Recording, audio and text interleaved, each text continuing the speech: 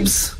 नमस्कार, अभिजित भारत मधून मी रोशनी लोखंडे आणि आपण बघत आहात ARIPL प्रस्तुत न्यूज वाइब्स। गणेशोत्सवातील विसर्जनासाठी नागपूर महानगरपालिकेने 415 कृत्रिम जलकुंड उभारण्याची तयारी सुरू केली आहे।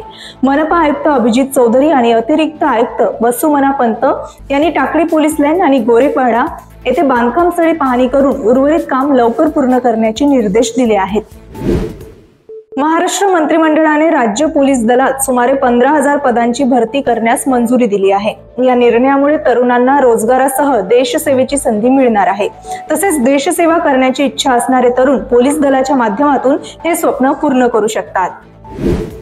15 ऑगस्टला लाल किल्ल्यावर होणाऱ्या स्वातंत्र्य दिन सोहळ्यात पंतप्रधान ध्वजारोहण करून राष्ट्राला संबोधित करणार आहे। हजारो नागरिक हा ऐतिहासिक क्षण पाहण्यासाठी उपस्थित राहतात। सोहळा पाहण्यासाठी ऑनलाईन किंवा ऑफलाईन तिकीट घेणे आवश्यक असून त्याची बुकिंग प्रक्रिया जाहीर करण्यात आली आहे।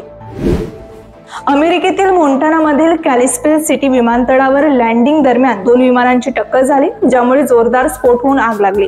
यामध्ये सुदैवाने कोणालाही गंभीर दुखापत झाली नाही। क्रिस्टियानो रोनाल्डो आणि जॉर्जिना रॉड्रिग्ज यांनी जवळपास 10 वर्षांच्या नात्यानंतर साखरपुडा केला आहे। जॉर्जिनाने सोशल मीडियावर आपल्या हातात अंगठी दाखवत तो हात रोनाल्डोच्या हातावर ठेवलेला फोटो शेअर केला आहे।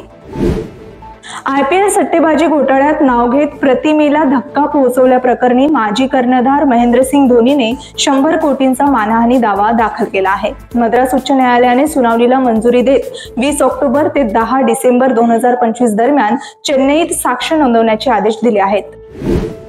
तर ही होती आजची न्यूज वाइब्स। आपण पुन्हा भेटूया नवीन घडामोडींसह। तोपर्यंत बघत रहा अभिजित भारत। अभिजित भारत, पहुंचे हर खबर तक।